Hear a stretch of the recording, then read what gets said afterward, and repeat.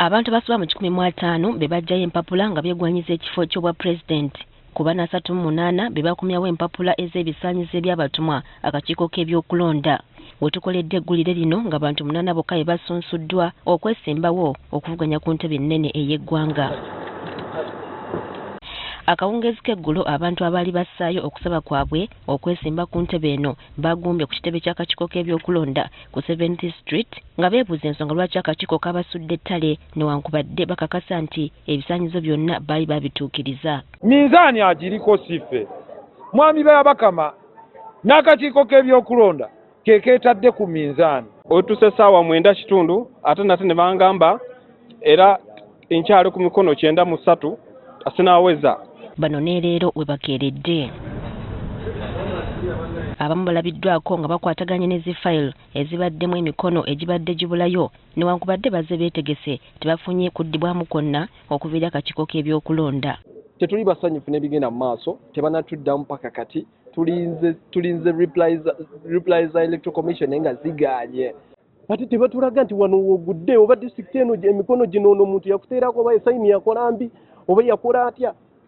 We don't know what to do. Simpanise. Bagamba ekikolwa ky'akakiiko kano kiraga nti kabadde kabawuddisa buwuddisa kubanga obukwakulizo bwonna babutuukiriza. As of now, I have 150 delivered to pick 6 they have failed.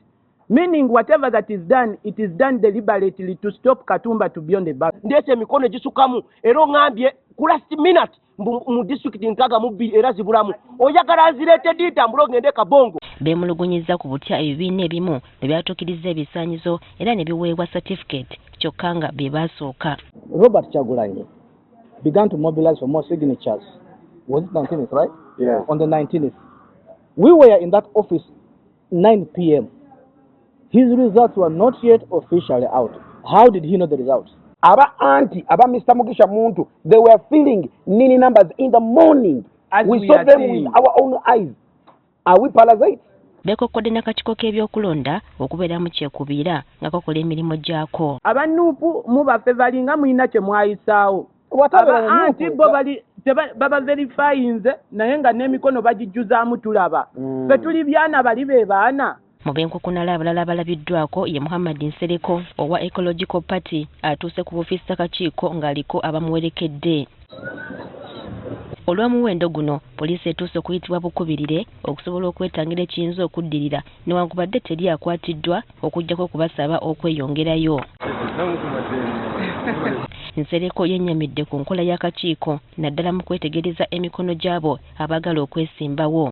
The sort of technology that they are using in the dark rooms there to verify signatures and give bogus answers will be used to give you bogus results. Banira basabye akakiiko k'ebyokulonda okwongezaayo ennaku z'okusunsulwa abyegwanyiza ekifo ky'omukulembeze w'eggwanga nabo bafune omukisa ogusunsulwa ng'akakiiko kamaze okwekenneenya ebisaanyizo byonna. Oyo omusajja Bakama nze nkusaba yongerayo ennaku, extend the days of nomination.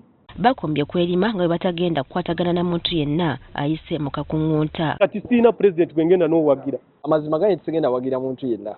Nze ngenda sigala nga independent n'abawagizi bange n'abo banneesiga. Leero akakiiko k'ebyokulonda mu ggwanga lukakomekkereza okusunsula abeegwanyiza obukulembeze bw'eggwanga ng'abantu 8 bakakasiddwa okulondebwa ku bwa president mu 2026.